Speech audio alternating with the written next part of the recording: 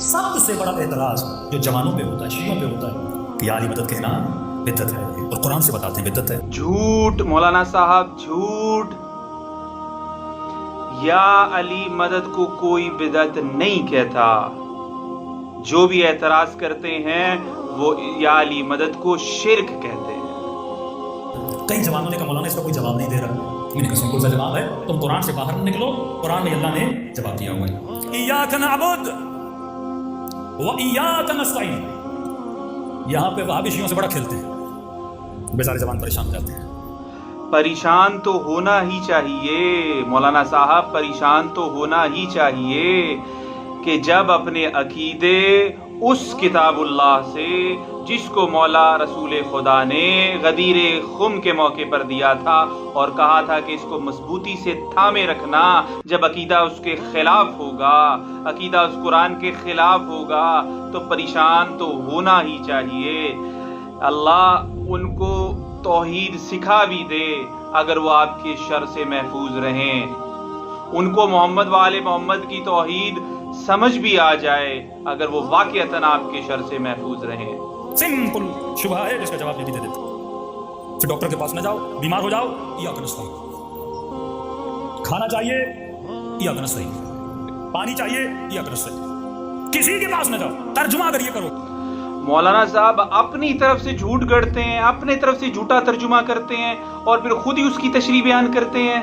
کسی نے یہ ترجمہ نہیں کیا، سب کا لفظی ترجمہ تو ایک ہی ہے کہ اے اللہ ہم تیری ہی عبادت کرتے ہیں اور تجھ ہی سے مدد چاہتے ہیں، لیکن کسی کا بھی یہ معنی و مفہوم قطعاً نہیں ہے کہ ہم اسباب کے دائرے میں رہتے رہتے کسی سے کوئی مدد نہیں لے سکتے۔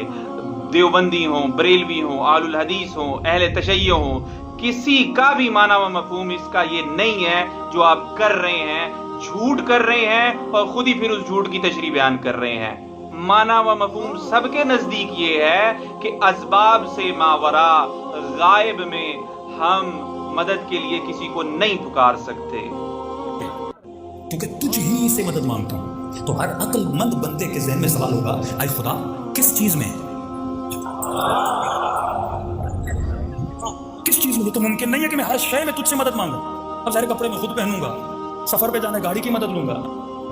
ایاک نعبد، تیری ہی عبادت کرتا ہوں، اے خدا تیری ہی عبادت کرتا ہوں اور تیری عبادت میں تجھ ہی سے مدد مانگتا ہوں۔ اور مولانا صاحب بہت زبردست، آپ نے جو ترجمہ کیا ہے بالکل زبردست کیا ہے اور بالکل درست کیا ہے۔ ڈر تھا یہ کہ آپ ڈنڈی نہ مار جائیں، لیکن بالکل درست ترجمہ کیا کہ ایاک نعبد و ایاک نستعین، مطلب یہ ہے کہ اے اللہ ہم تیری ہی عبادت کرتے ہیں اور اس عبادت میں تجھ ہی سے مدد چاہتے ہیں۔ بالکل درست ترجمہ کیا۔ اسی لیے تو ہم کہتے ہیں جب یا علی مدد یا اس کے علاوہ جس کو بھی جو اس دنیا سے رخصت ہو چکا ہے مدد کے لیے آپ پکارتے ہیں، اسباب سے ماورا ہو کر پکارتے ہیں، غائب میں پکارتے ہیں، تو وہ شرک ہوتا ہے، کیونکہ دعا ایک عبادت ہے۔ بالکل درست ترجمہ آپ نے کیا ہے۔ عبادت میں کسی کو ہم مدد کے لیے نہیں پکارتے، بالکل ہم بھی آپ کو یہی کہتے ہیں۔ روایتیں اہل تشیع کے یہاں بھی آئی ہیں، اہل سنت کے یہاں بھی آئی ہیں، موجود ہیں۔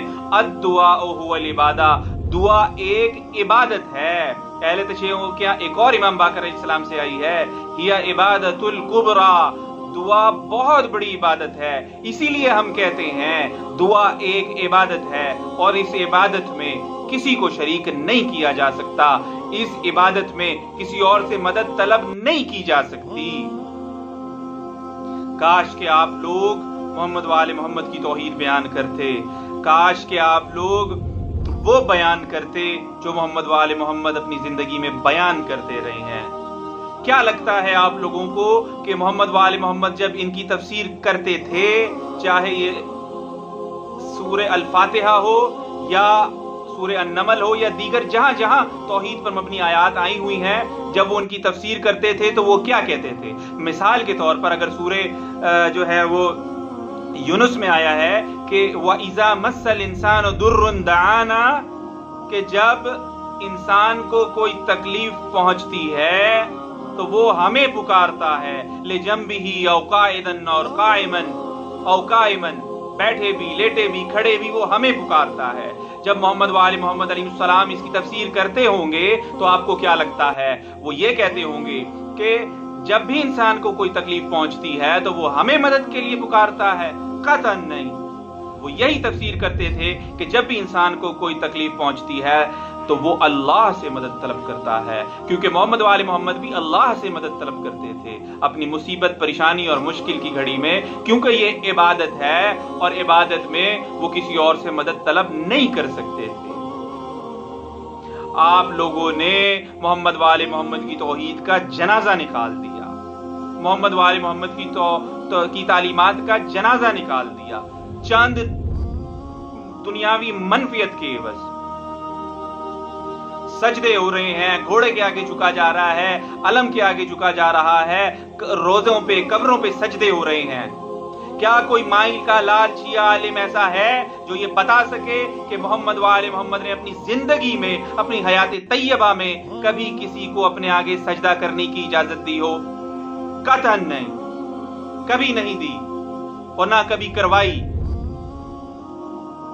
لیکن آج سجدے ہو رہے ہیں، کوئی شیعہ عالم نہیں بولتا کہ یہ حرام ہے، مت کرو، یہ محمد وآل محمد کی تعلیمات نہیں ہیں۔ محمد وآل محمد اپنے دکھ تکلیف اور پریشانی میں اسی رب کو پکارتے تھے، اسی رب سے مدد طلب کرتے تھے، کیونکہ یہ عبادت تھی، الدعاء هو العبادہ۔ اس لیے ہم بھی، جو محمد وآل محمد کا ماننے والا ہوگا، وہ اپنی مصیبت اور پریشانی میں جب بھی اسباب سے ماورا ہو کر یا غائب میں جب بھی مدد کے لیے پکارے گا تو وہ صرف اللہ کو پکارے گا۔ یہی محمد وآل محمد کی تعلیمات ہیں، یہی کتاب و سنت کی توحید ہے۔ اللہ ہمیں ایسے علماء اور علماء سو سے بچنے کی توفیق عطا فرمائے اور ہمیں محفوظ رکھے ایسی 2 نمبر تعلیمات سے، ہمیں محمد وآل محمد کی تعلیمات پر ہمیشہ قائم رکھے۔ آمین۔ جزاک اللہ خیرہ۔